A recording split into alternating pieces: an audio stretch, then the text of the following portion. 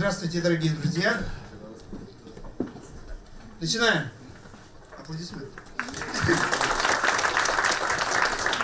Я приветствую вас на научном кафе «Эврика». Сегодня на эту сцену вышел я, а не Юля Черная, как обычно. Это ничего не значит, просто Юля сломала зуб и его чинит сегодня, поэтому она сегодня прийти не смогла. И поэтому вместо нее я. Мы начинаем 8-й сезон нашего научного кафе «Эврика». Это совместный проект фонда «Академгородок» и «Артпаба». Страшно подумать, 8 лет мы уже, почти 7 лет здесь проводим эти лекции, и очень здорово и отрадно видеть, что народу не убывает, а прибывает. Сегодня мы экспериментируем в очередной раз. Ну как, не совсем экспериментируем, но все-таки лекции на английском языке у нас случаются не так часто, но сегодня очень хороший повод для этого. У нас в гостях гость из Великобритании, который занимается очень плотно вместе в одном проекте с нашими сибирскими коллегами и в международной группе, в том числе в группе Юрия Аульченко. И благодаря как раз этому проекту, в общем, сегодня мы имеем возможность как раз и слушать Питера Джоши, молекулярного биолога, биоинформатика, генетика. Я хочу попросить Юрия Аульченко сказать несколько слов про проект, благодаря которому Питер приехал к нам. То есть, что за повод? Такие длинные предложения, ты говоришь, Шура, прям страшно. Значит, смотрите, вот в том углу, видите, сидит плотная группа товарищей. Это лаборатория теоретической и прикладной функциональной геномики Новосибирского государственного университета. Теоретической и прикладной функциональной геномики. А также их друзья, родственники, знакомые, поприветствую их. Значит, в рамках лаборатории происходит много интересных вещей. Наберете вот эти вот длинные слова, которые я сказал в Гугле. Можете пойти на сайт лаборатории и увидеть, что происходит. В данный момент мы отчитали курс очень интересный по количественной генетике, а сейчас у нас идут проектные работы по сердечно-сосудистым заболеваниям. Вот, и в рамках этих проектных работ к нам приехало много-много разных интересных людей, в том числе наш друг и коллега из Эдинбурга Питер Джоши. Один из его больших интересов научных – это изучение генетики продолжительности жизни человека. И мы подумали, что всем будет интересно, ну вот тем, кто придет, да, про это послушать. Давайте попросим. Питер.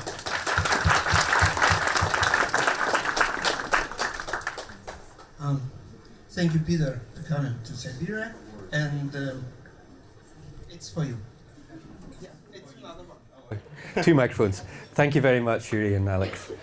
Okay, it's a little bit bright there. Thank you very much for coming. Thank you very much for coming tonight. I'm delighted to be here in Novosibirsk and be given the opportunity by all of you and Alex in particular to talk about my work about the genes that lengthen life. I used to work in a life insurance company, and 7 years ago I started to study genomics. Was awarded my PhD 2 years ago, and since then I've used that genomic techniques that I learned to study genes and lifespan.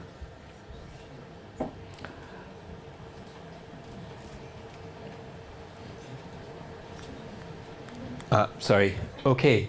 So this afternoon I'm going to talk to you about how your lifespan is determined by principally your lifestyle, I feel, but also your genes, and also I think in many cases this ever-present chance it's very difficult to legislate for or understand in advance.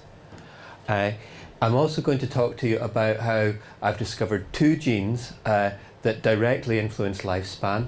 One affects the propensity that people have towards smoking, and another one affects the risk of people, particularly older ages, suffering from Alzheimer's disease.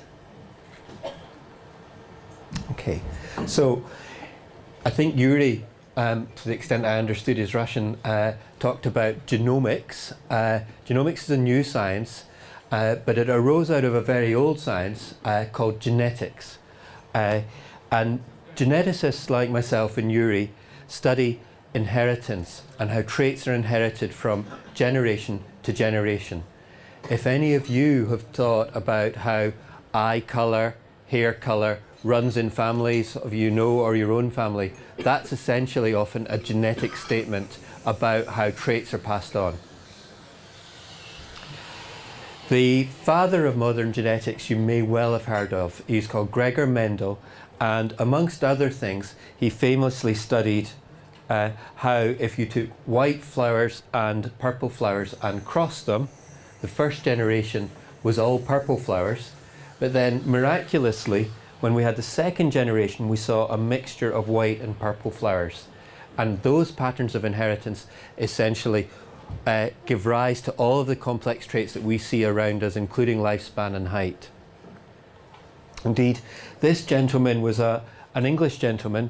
It's a little bit hard to see on this chart, but what he's essentially saying is these people are particularly tall fathers in his graph, and he noticed that particularly tall fathers had taller children. Often though, interestingly enough, not quite as tall as the father themselves. So again, the traits running in families, but it's not as simple as if your father is 2 meters tall, that he can expect his son to be 2 meters tall. Okay, so running in families, traits passing from one generation to the next is really what I'm interested in. So, does lifespan run in families? If it doesn't run in families, there's probably no point in me studying it as a geneticist. So, this graph is looking at the lifespan of a mother. Some mothers, a whole lot of mothers died around age 50. Some mothers lived to age 100. And the question I've looked at is, how long did their daughters live? Okay. The axes are on slightly different scales here, which is a little bit misleading. But what you can see, first of all, is there is an upward slope. Mothers who lived to age 90 or 100 had daughters who lived longer than mothers who died at age 50 or 60. That's very suggestive that lifespan is running in families. And in fact, I've done this for mothers and daughters, mothers and sons, fathers and daughters, fathers and sons, and so on, in 2 separate independent studies in Scotland. In every one of these cases, the graph has a positive slope. This case is actually quite limited, so those of you who think fathers have little influence on their daughters might conclude that this graph is supporting your theory. Importantly though, the slopes are quite modest. If a parent lives 10 years longer than all of the other parents of their generation on average, then the daughter or son might only expect to live 1 year longer. So what I would say is that lifespan runs in families a bit, and the correlation between your length of life of a parent and the length of life in their child is only 0.1. So a simple-minded geneticist would be somewhat happy with this analysis. The only problem is other things run in families rather than genetics. I'm talking to you in English. My parents speak English. That's not a genetic trait, just as you speaking Russian is not a genetic trait. So we have to be careful when we say that things run in families. It's not always genetics that's doing it, but it's suggestive. So, bearing that caveat in mind, there's a lot of studies being done of this basic effect of running in families.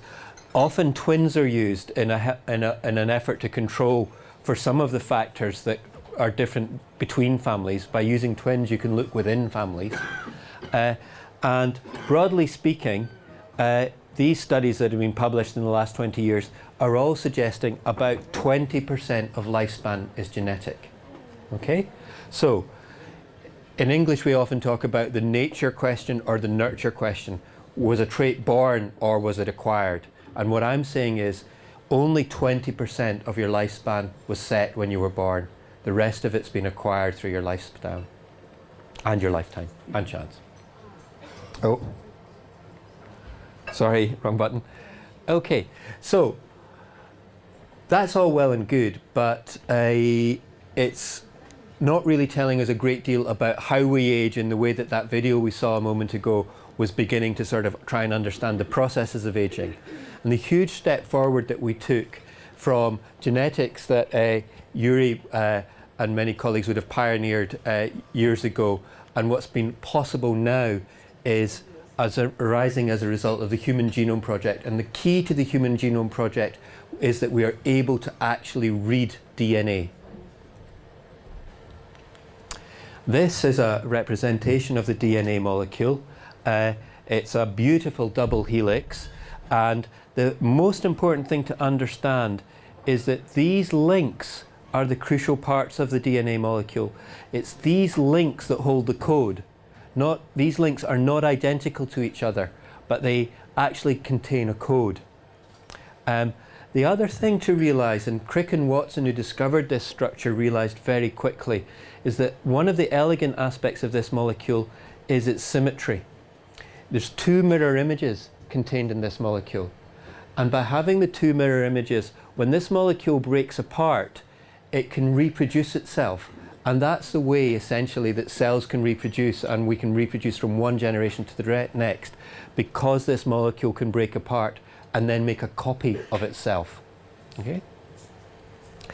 So, as well as understanding that it can make a copy of itself, another important thing to realize is that it contains a code, not what I would call a template or a blueprint. Erwin Schrödinger, who I think many of the physicists in the room will have heard of, interestingly realized that DNA, the mechanism for copying from one generation to the next really ought to be a code from principles of informatic theory. He realized that if it was a template like a blueprint, you know yourselves, if you photocopy a blueprint again and then copy that copy again and copy that copy again, it quickly degrades. And how could we pass genetic code on to all of our cells and from generation to generation if it was like a blueprint or a template? So no, it's not that. It's in fact a code. What is that code? Well, that code consists of these links I talked about, and we have DNA nucleotide bases in those links, and those links are of this chemical form, and they're called adenine, thymine, guanine, and cytosine. And it's which one of these molecules occurs in these links that determines the DNA code. So, for convenience, I shorten these code letters, because they are just a code, to A, T, G, and C. So that's some DNA code that I downloaded. What does it do? It's pretty impossible to tell. Like any code in a way, it's really hard to read. So what are we going to do? Well, maybe it makes help for you to think of an analogy in computer machine code. I'm sure some of you at least have seen machine code that looks like this, perhaps when your computer crashed, or perhaps deliberately you got this up on your screen in something like HexEdit. Okay, again, what does it do? It's pretty impossible to tell. Maybe we want to know what this little snippet of code here does. Any ideas? Well, again, it's impossible to tell. It's really hard to tell, to be honest, unless you know the machine that it's been running on, the context, the particular compiler, or not compiler, the particular processor and its instruction set. But if I basically had to ask you, give you a blank machine and this code and asked you what you would do, what it did, let's imagine it was the code for driving a self-driving car. Okay? What's this little bit doing? Well, after a moment's thought, you might think, well, one thing that we could do to try and work out what this particular code is doing is change that 0 to a 1 and see what happens. Most of the time, in all likelihood, it might seem to do nothing. The code might run exactly the same way most of the time. But in this self-driving car, let's imagine perhaps that that self-driving car no longer stops at red lights. That tells us something about what's going on, but it doesn't tell us everything. It doesn't tell us whether this piece of code relates to the visual sensors of the car, its logic for deciding when to stop, or to the braking of the car. But eventually, by changing lots and lots of bits of the code and trying to piece the story together and seeing what other behaviors of the car have changed, we might eventually begin to understand what this tiny snippet of code does. And essentially that's what we'd love to do as genomicists. We'd love to take that piece of code that we had and change that letter and see what happens. Technology is just about able to do that for us now, but it's incredibly expensive. And obviously if we're talking about the human genetic code, it's incredibly unethical and impractical for all sorts of reasons to change one letter and see what happens and run the program again and again. So it's not practical. Fortunately, nature does this experiment for us.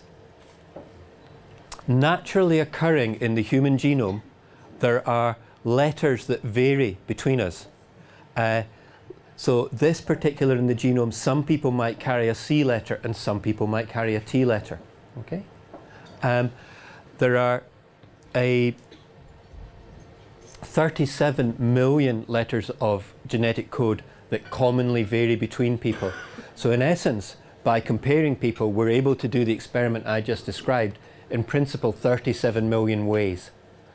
In fact, if you were to look at your neighbour next to you and assuming they're of the same ethnic group, then it's likely they differ from you by 3 million letters. Okay? So nature provides us with a natural environment to do these sort of experiments now that we can read the genetic code using genotyping technology and all that came out of the Human Genome Project. And this is exactly what we do as genomicists. And these letters that vary are called single nucleotide polymorphisms, or SNPs, or SNPs, okay? So one of the first things that genomicists did, because height is an easier trait to study, is a study roughly like this. They took about 10,000 people, they measured their height, they measured their DNA, and they statistically tested the association of each one of these letters with height. And as I said before, most of them seemed to do nothing, but some of them did something. This is a chart that anybody who has read or even skimmed Nature Genetics or perhaps occasionally Nature will have seen. It's very colourful, which I guess attracts journal editors, but it's about it's called a Manhattan plot because these look a little bit like skyscrapers, and the high skyscrapers are the ones of interest. Okay, each one of these tall skyscrapers is sorry, I should have started at the beginning here. Sorry. This is us scanning across the genome. So every one of these points on the x-axis represents a different part of the genome, a different one of these DNA letters. And as we scan across the genome, from each chromosome 1, chromosome 2, chromosome 3, chromosome 4, we're seeing if we see any association between height and the DNA letter that's varying between people. This is essentially a measure of the signal. For those of you who want a bit of statistics, it's the minus log of the p-value. So these are very, very small p-values for the test of association. But for those of you who don't want that, basically these are the signals. Okay? So we've got, I think, about 100 signals in this graph. So there's 100 regions of the genome that have been detected in this graph that affect height. Okay? What did we do? We took 10,000 people, we measured their height, we measured their DNA, and we did those statistical tests. And by doing that, we begin to notice which parts of the genome are affecting height, we notice which genes they're in, how those genes relate to each other, and we can begin to understand the biological mechanisms by which height is determined. So, height's all very interesting, but does it really matter? We're much more interested in things like lifespan or susceptibility to disease and trying to work out cures. So, if we want to study lifespan, what might we do? Well, the first thing we might do is not study 10,000 people, but study 50,000 people, because lifespan is much more variable due to the environment than height is. In fact, it's interesting, 80% of your height is actually determined by your genes, whereas I'm saying only 20% of your lifespan is determined by your genes. So you lead a lot more people to recover the same signals. Again, you would measure their DNA. You've now got a problem. They're all alive. You're going to have to wait till they're dead to measure their lifespans. And then you can statistically test their association. So what might we do instead? Well, going to actually take not 50,000 but 200,000 people now, measure their DNA, and we're not going to measure their lifespan, we're going to measure their parents' lifespan. And because DNA passes the way that Mendel described very precisely, albeit with probabilities between one generation and the next, if I know something about your DNA, I know something about your father's DNA. And I'm able to use that property to do the same sort of statistical testing with one or two little tricks that we could have done if we waited to the end of your life. Hopefully not many of your parents are still alive, but particularly in the studies I study, the subjects have been recruited around age 50 and many of their parents are already dead. And this is in fact what the data might look like. We have a graph here of the age at death in blue for the fathers, and then many of the fathers are still alive, and they're graphed in red. You can see they tend to be older because they've survived, and again the mothers. For those of you who are interested in these things, this really lends itself to something called Cox survival modelling. And we can construct a Cox survival model where we can not only take into account the statistical information involved in this blue piece of the people who died early here, but these long-lived fathers and long-lived mothers tell us about who's living longer, who's living shorter, and we do these statistical tests. For those of you who aren't that fascinated, essentially we're modelling the lifespans just as I described that we might do for height. Okay, so that was our SNPs affecting height. This is a paper I published about 15 months ago in which we did exactly the process I described. This is fathers and how long fathers lives. And unfortunately, we're not seeing the very exciting Manhattan plot that we saw for height, but we are seeing something. That's one signal, a very clear signal of a particular region and gene in the genome that is affecting fathers' lifespans. Curiously enough, it's not the same in mothers. Somewhere else in the genome is affecting mother lifespan. And if we combine this data in an appropriate statistical technique, we find that mother and lifespan, father lifespan combined is affected by these two regions of the genome. So what's going on? Well, the first gene that we discovered was called CHRNA5, and that gene affects how much you like nicotine. Essentially, when you smoke a cigarette, how excitedly your brain responds to that hit from the cigarette. This is the signal that we're seeing of association along this part of the genome and the genes in that region. And so what we think is going on here is that people who carry the protective variant against smoking don't get as much of a hit. In the UK, at least in the generation concerned, men smoked more than women. So if men carried the protective variant, it was more beneficial than for women.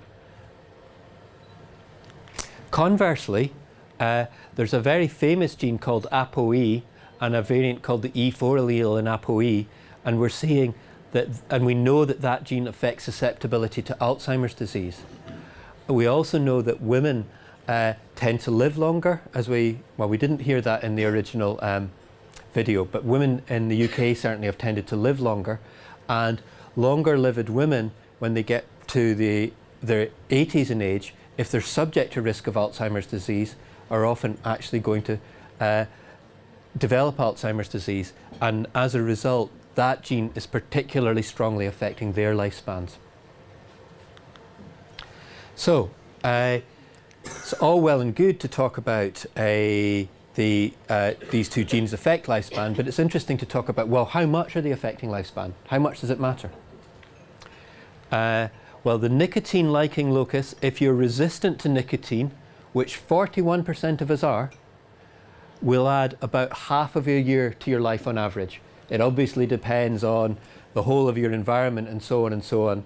But on average, in the UK at least, for the generations concerned who were born in the 1920s and 1930s, if they were resistant to nicotine, they would live half a year longer than somebody who was not. Similarly, if 74% of people are resistant to this Alzheimer's gene locus, or have the resistant version of that Alzheimer's gene, and on average people in that generation lived about a year longer than the people who were not resistant. As I said, these effects were sex-specific, they were also age-specific. What we found was that this nicotine-liking locus affected men's lifespan more than women's lifespan. We also found it affect people more in the age of 40 to 75 than over age 75, which is vaguely to suggest, although I wouldn't really say this for public health purposes, that if you don't smoke in the age range 40 to 75, but if you have done so and lived beyond age 75, perhaps you're not subject to the risks of smoking as much as your younger friends and family. Conversely, we saw the Alzheimer's locus, as I suggested, was affecting lifespan in women and older women.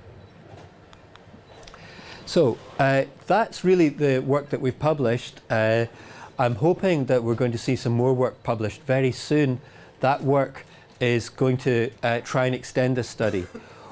I talked about how these were signals. Why is this not a signal? There's something going on there, or is there? Well, the problem as a genomicist, and I think in much of science, is sometimes to distinguish between signal and noise. We are confident this is true signal. We're not sure with all of this other stuff whether it's noise or signal. The way that we resolve that is by increasing the statistical power by making bigger and bigger studies.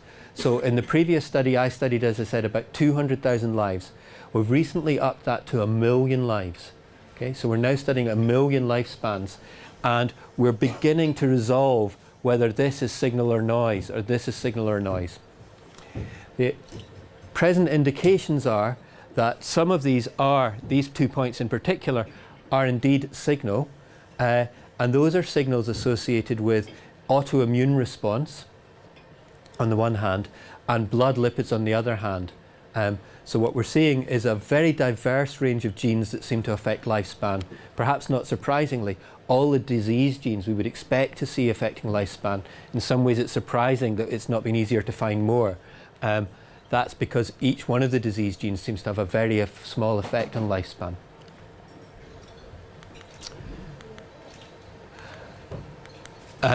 Okay, so in conclusion, what I would say is genomic techniques and the genetic techniques of inheritance from across families does suggest that lifespan has a genetic basis, but it's extremely complex. It's the product of lots and lots of different disease traits. Even the disease traits, we see very small effects of individual genetic variation, but we're beginning to unpick this. The effects are often age-specific, they're often sex-specific, but at the moment it appears that diseases like Alzheimer's disease and cardiovascular disease and immune system response certainly play a part in determining the human basis of lifespan. Okay, before I finish, I'd just like to thank everybody. I'd like to thank Yuri in particular for inviting me to Novosibirsk for the big project week that we've got on this week, and for the Eureka Cafe for inviting me to speak here tonight. I'd also like to thank all of these people who are our team in Edinburgh. The ORCIDES project, which is the core data set that I analyse, a much larger data set that's enabled us to capture these 1 million lives and analyse the genetic basis of lifespan, called UK Biobank. The Estonian Genome Centre, who are another fantastic resource, who have been kind enough to let me use their data. And finally, the insurance company AXA, who actually sponsor this work that I'm undertaking now. Thank you.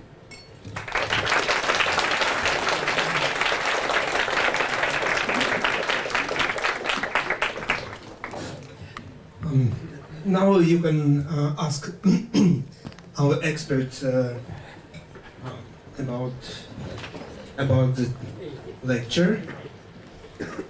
Yeah. Thank you for your talk. And as these mutations you found, were they in the regulatory regions, or it was protein coding regions? And the second question is, what was the frequency of those alleles?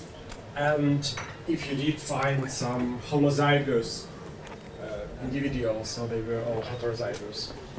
So, indeed, okay. So the question was, what was the nature of the genetic variation that we found that affected lifespan? How common was it? Well, the frequency of this allele is, I think, 13%. As I said, 41% of us do not carry the variant at all. It's in, sorry to get slightly technical, it's in a reasonably large area of linkage disequilibrium to say, so at the moment we can't say whether it's a regulatory or genic. Sorry, for those of you who are not familiar, the DNA code that I described seems to form two purposes. One is that it actually codes for the proteins in your body, and the code actually describes a protein and the chemical formula of that protein. And another part of the genome tells the cell whether or not to make that protein in a given condition. It's essentially a valve on the amount of that protein that's produced. And either of those changes can obviously affect the way your body works. At this stage, I think we're not able to say whether it's protein coding for this one. For the other one, it is a missense mutation. It's actually changing the protein that's formed. And so we find about, I can't remember, around 1% or 2% of people are homozygous. The statistical power is not enabling us to do a statistical test as to whether homozygosity has a particularly strong effect beyond an additive effect.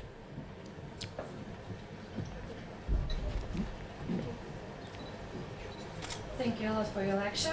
I want to ask, how about genes of old age diseases, like cardiovascular diseases, oncology, diabetes?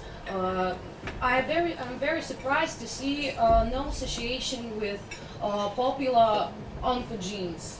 How can you explain this? Okay, so the short explanation, there's two explanations. The first one is essentially that perhaps this, I'm just speculating here, perhaps this is an oncogene. Okay, so I've just not had a large enough sample size to distinguish signal from noise for that oncogene, perhaps. That is essentially because either that genetic variant is rare, and therefore I need a lot of people to observe it and its effect, or as likely that it's got a small effect on the susceptibility to cancer, and cancer may not always in turn be lethal. Okay? But to answer your question, bigger picture, we have calculated something called genetic correlation, which basically looks at whether or not the genetic basis of cardiovascular disease, for example, is the same as the basis of lifespan.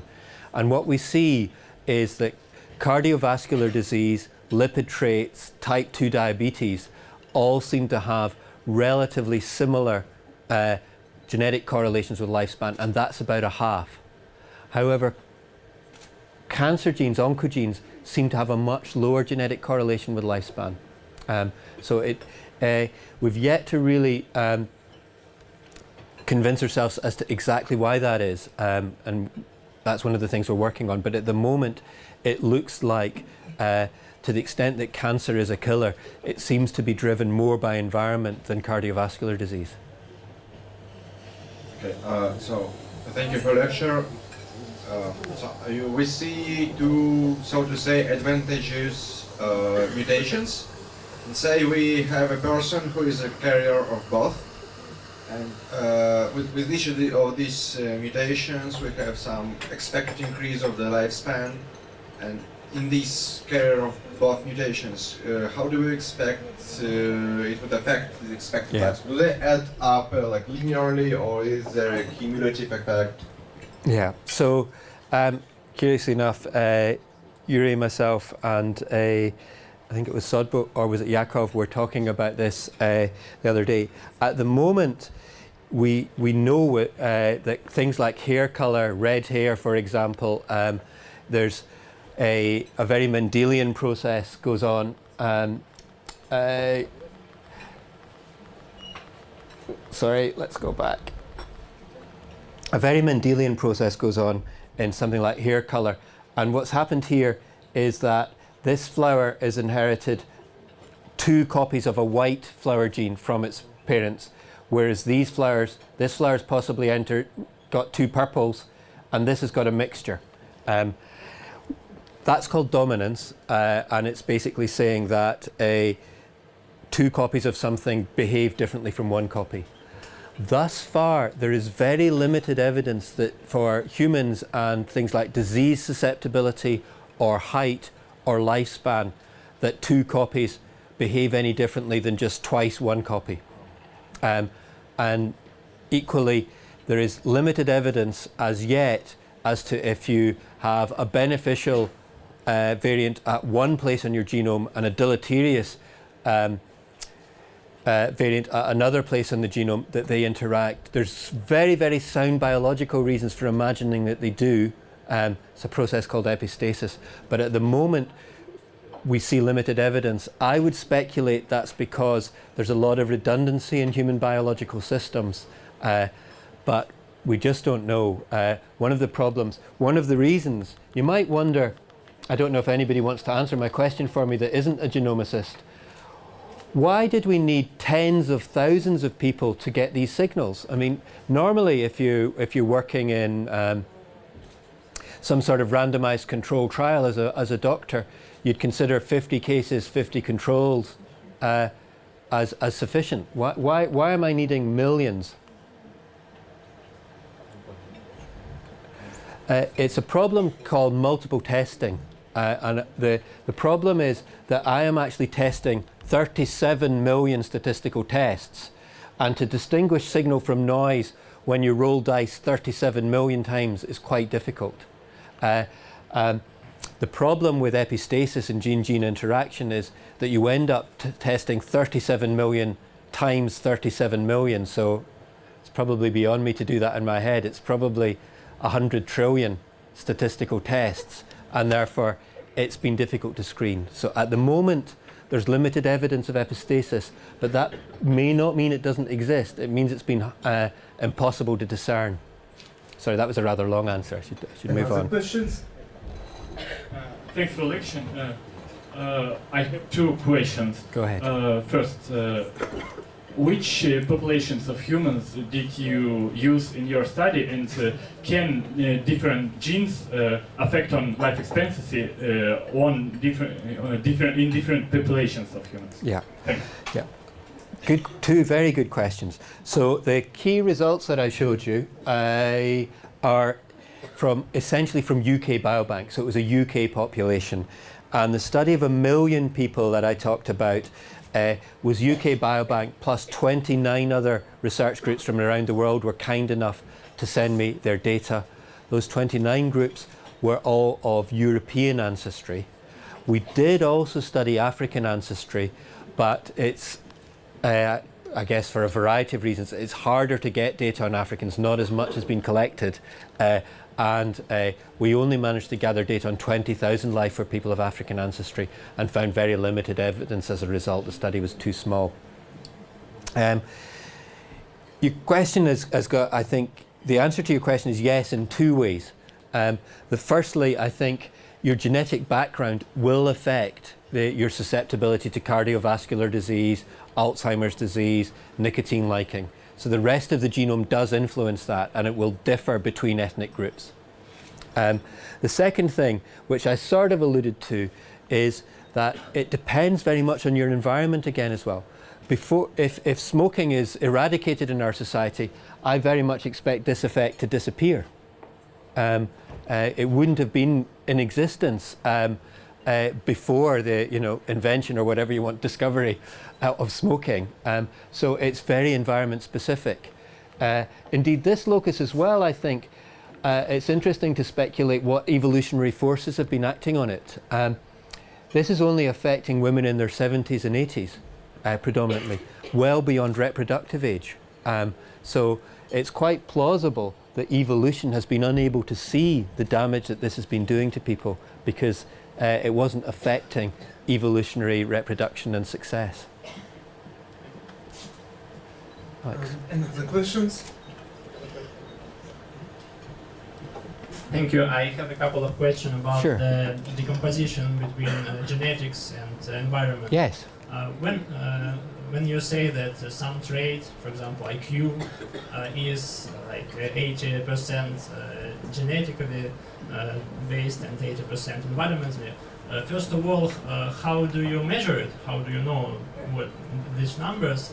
And second, I suppose there can be some variation of these numbers between subgroups of population. So actually I'm a teacher. For example, I'm teaching a child, and I want to know for this particular child, is it for him worth struggle, for example, with math, or I can somehow with the help of genomics know that his ceiling is so high and he'd rather go and study something else. So can genomics help me know this particular?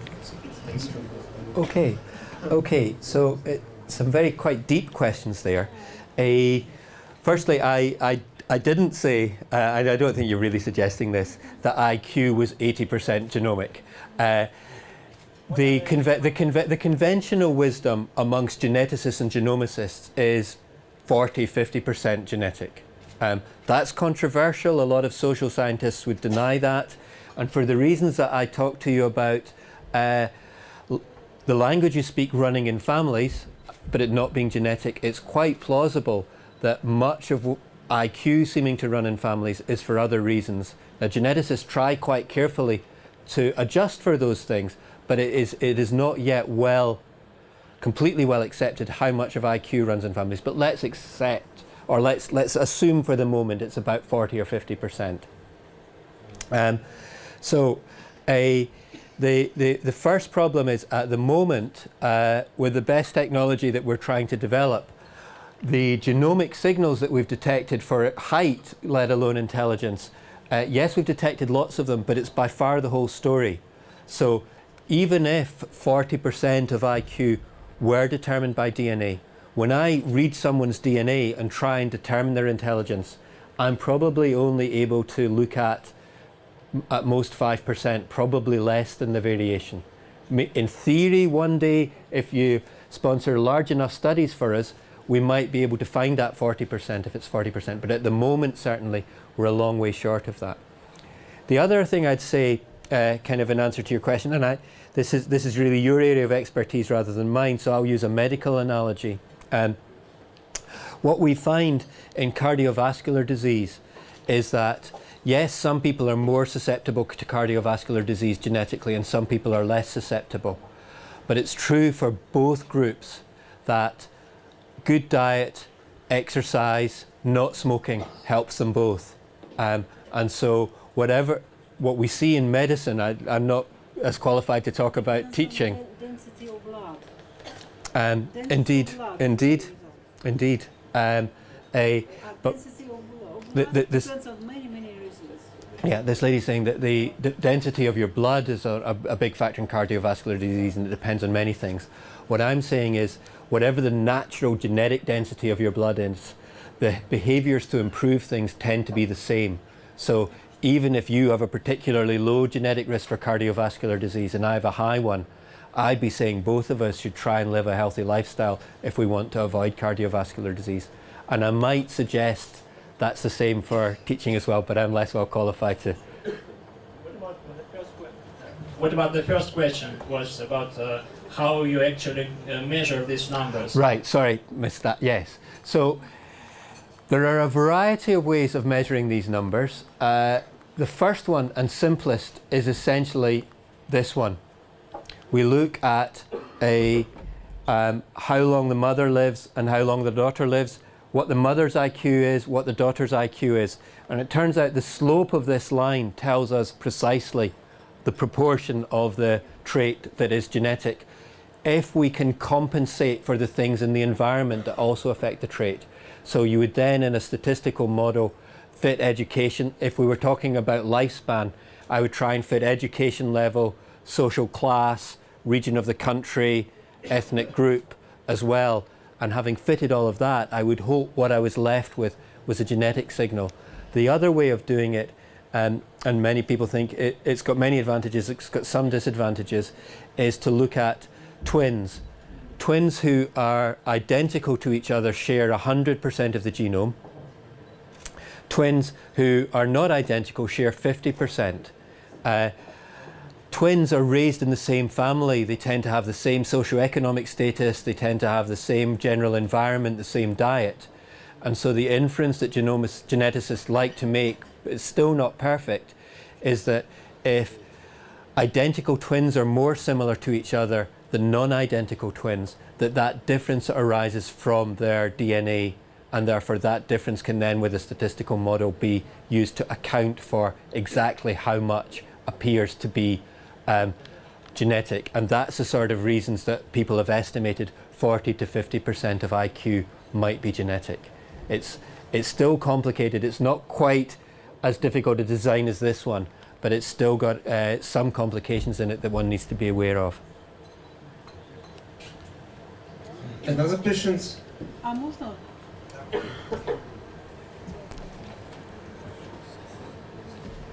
Does any mathematician takes part in your graphic? Because for the first look, I saw that the peaks are not too. I see at least 4,400 peaks. Because if you show.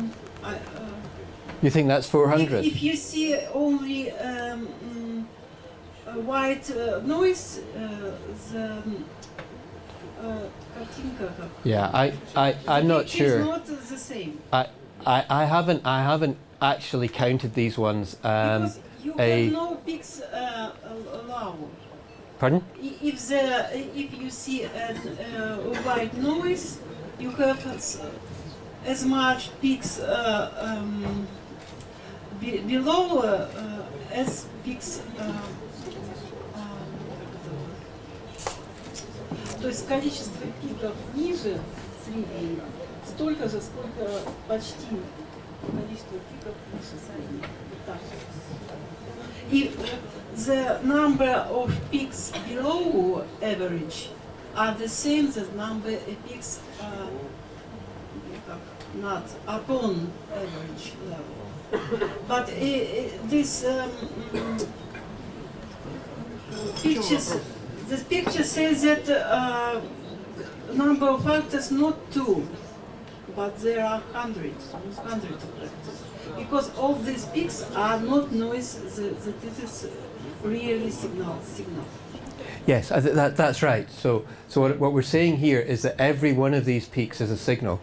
And there are, I haven't counted them, but I know there is at least 100 of these. Not noise, I think. Pardon? From any mathematical point of view, it's not a white noise. Sorry. Yeah. No, that's. Most of this signal. No, that's not the inference one should draw. So, in some sense, none of these appear in strictly to be white noise. It's not that it's a signal is going up and down like this. What the issue is to do with this statistical multiple testing, and this point here does not appear to be noise in the sense of it going up and down. But what we can't do is distinguish this from chance. So what we can say that there are certainly more signals in here than these two. What we can't say is which one of them are definitely signals. So I agree with you. There's much more than noise going on here. Have you any mathematician in your group? Yeah, I have an honours degree in mathematics.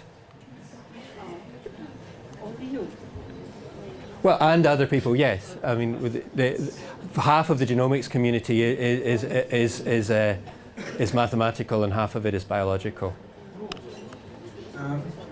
Do you have another questions? Yeah? Final? Okay. Not only you can ask our expert, but expert will be able to ask you. We have a short quiz. Yeah? Dima wants one last question, Dima. if that's all right with you. I was wondering, actually, Peter, like one thing was about the twin studies, and just if you know this, if the time of the appearance of the twin influences something. That's like one question, and the other question is probably more complicated.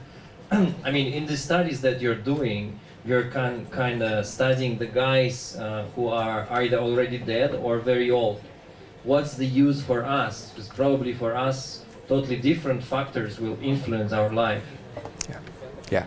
So the answer to your first question about whether being born first as a twin or second as a twin, and do I know if it affects lifespan, I have a very simple answer. I don't know. I'm afraid. We do know that position in the family does affect your lifespan. So whether you're born as the eldest son or the youngest son, and it also affects various other traits. In terms of your second question, it's undoubtedly the case that these people were born typically in the 1920s and 30s. The forces that they were subject to were very different. They were subject to infectious disease in childhood much more than any but the oldest in this room would have been subject to. The prevalence of smoking was very different in that generation. But at the same time, our core purpose is discovery and then inference. And the inferences that we're really seeking to make are inferences about the biological processes that give rise to aging itself, in the way that the video that we saw at the beginning started. And as we begin to get more than just 2 genes, but hundreds of genes, is the way that we did for height, we'll be able to piece together biological pathways for aging itself, as well as biological pathways for the underlying disease mechanisms. So I think it will tell us something, but you're right to query whether the exact numbers that I quoted for how it affects lifespan for a given genetic variant, they'll be different generation by generation, as you asked earlier, by society to society. Yeah? Another. There are more questions. It's me again. I have a thought. Maybe we can. We have a lot of cemeteries, in fact. In Europe, in cemetery, you can find ancestor like 300 years old and 50 years or 500 years old. What about some kind of paleogenetics? Can we?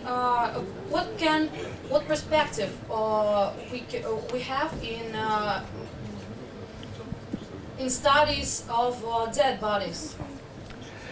So, some of this is done, not particularly in my line of work, but there's been a lot of work done on ancient DNA, on Paleolithic discoveries. I think there was a body discovered in Siberia, in fact, which was genotyped, and we've been able to there was a discovery of Denisovan man and so on, and we're able to compare the genome of humans now with humans in the past, and with Neanderthals and with apes. And it's proved very productive in terms of understanding how the genome has evolved, understanding how the human species has emerged. It's quite a nice idea what you suggest in terms of, particularly for me, because I'm having to wait till people died, why not go to graves? And the people are already dead, obviously, and usually on the gravestone it says born 1750, died 1820. I'm unsure what the ethical requirements would be to undertake such a study on the one hand, but also the huge advantage I have this resource here has been gathered for me. This resource cost hundreds of millions of pounds to collect. They give me access and my colleagues over there access to it for £3,000. So I'm able to study 1 million lives for £3,000. Just 2 or 3 of the people, the cost of digging people up as well as then getting them genotyped would probably cost maybe more than 3, but depending on almost as much as it's cost me to study this. So I think it's a nice idea, but in practice, for me at least, as a researcher of moderate means, it's easier to go to the data that I have. Okay. Another question.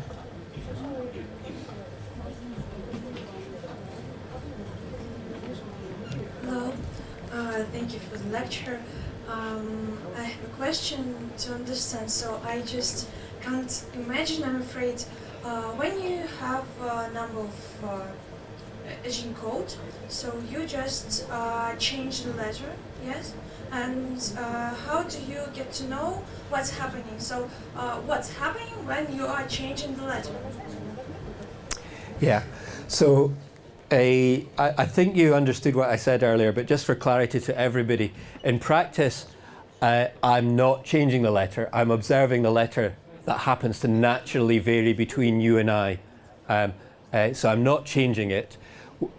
You and I inherited a different letter. Let's imagine, where have we gone? At this position at birth. And then what we see is, you end up being a woman, I end up being a man, we have different hair color and so on and so on. And the sort of scientific process that we go through at my end of genomics is that we observe things like how tall we are, how long we live, and we make these statistical inferences. More sophisticated people in the lab actually look at cells with these 2 different letters, and they look at how the genes are expressed and regulated and so on, and they begin to piece together. When I say this gene seems to make you taller than me, they begin to piece together the underlying biological mechanisms and the cell development that's creating that. But the human body is such a complex system that even if we do see some in vitro results that say this gene seems to do this to this expression or this tissue, it's still often very difficult to piece together one level up from that, how that's influencing the whole body and the outcomes. I think that's not really answering your question, but it's just extremely complicated, and we're only beginning to get the answers to these questions, I think. Just understand. Okay.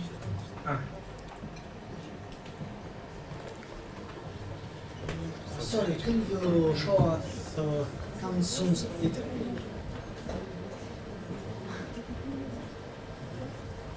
Can you show us a slide with diagram again? Manhattan plot. Manhattan. This one? This one? The diagram is the CT exchanges. This one. Next one. This one. Next. This. With diagrams. Color. Colorful. Yes. This or not? Like diagrams. What's your question? This one. Sorry, previous. Yes, so, maybe my question is stupid, but I should ask it. If you look at ninth group at both diagram, you can look how. Oh, the gap. Yes. You've got very good eyesight. That's a really interesting and good question. What I was hoping perhaps nobody would ask, but the short answer is there is not a hole in your genome at this point, but there is something called the centromere. So those of you who are familiar with cytology, the chromosomes tend to arrange themselves in a cross, okay? And Well, yeah, exactly, the centromere. This point here is a centromere, okay? There is still, that doesn't really answer your question, that's just telling you what it is. There is still DNA there, okay? So why am I not studying that? Well, it turns out the genomic pattern in the centromeres is highly repetitive, and it's difficult to sort of, if you look at a bit of the centromere, say exactly where it is. And so the DNA technology to read the centromere is lacking in essence, and therefore the lab assay that reads the DNA is not able to discern what's going on in this region or this region, and it's just more obvious for those two chromosomes, but it's actually going across in all of them. You can see here as well, for example. No, not there, here, for example. So it's an artifact of the way the genome's constructed, makes it that piece is difficult to decode. Well spotted.